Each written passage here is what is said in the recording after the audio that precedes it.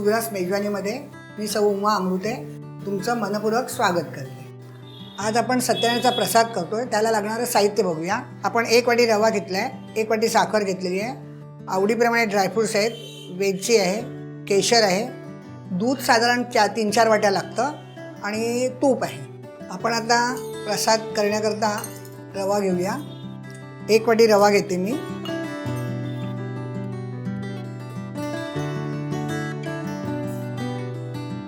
त्यात 1 वाटी तूप टाकते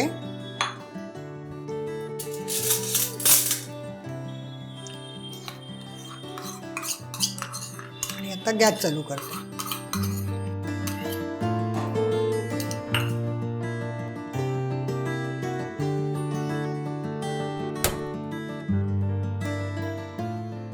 भांड तापेपर्यंत मी गॅस मोठा ठेवते। नंतर मंद गॅसवर आपल्याला भाजायचे। इथपर्यंत आपण साधारण 3-4 वाट्या दूध उकळत ठेवूया।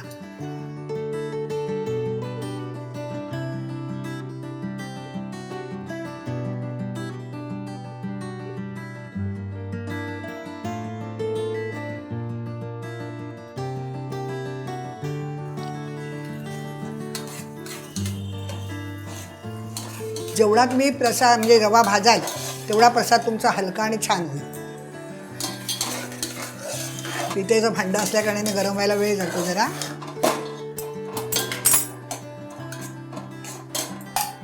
आता त्याला आपल्याला साखर लागणार आहे, तर मी साखर 1 वाटी काढून ठेवते। प्रसादाला सगळं सम प्रमाणात घ्यायचं। 1 वाटी घेतलं तर 1 वाटी रवा, 1 वाटी तूप आणि 1 वाटी साखर। आणि दूध मात्र जसा तुम्ही रवा भाजला येईल तितक्या हिशोबाने दूध लागणार आहे।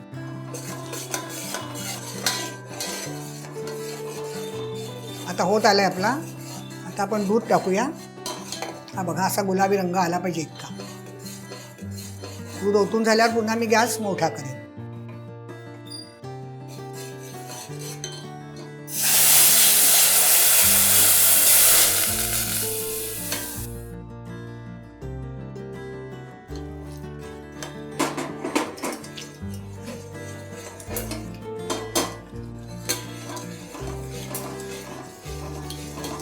आता घट्ट झालाय, पण हा शिजला पाहिजे आपल्याला, त्याचे वाफ काढायचं आपल्याला। तर मी वाफेला टाकते तो। एक 5 मिनिटं त्याला वाफ आली आणि तो दाबून बघितला, जर रवा शिजला असेल तर झालाय। आता आपण वाफ आली त्याला बघूया।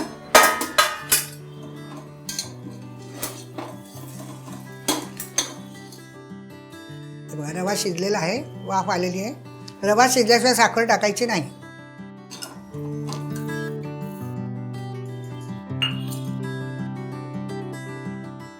आता आपण थोडं केशर टाकूया।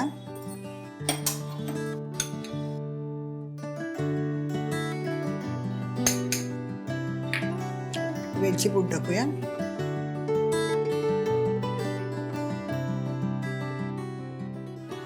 हे तुमच्या आवडीप्रमाणे बदाम पिस्त्याचे काप।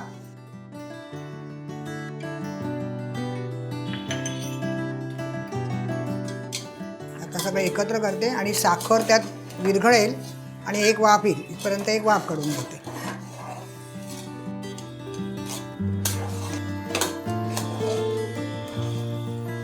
आता पुन्हा झाकण ठेवते 1-2 मिनिटं की आपला प्रसाद झाला।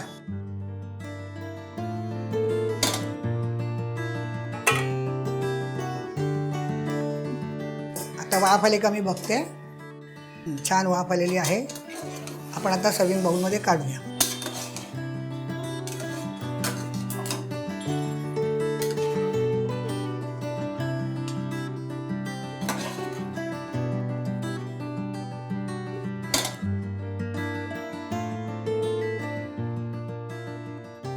आपला सत्यनारायणचा प्रसाद तयार।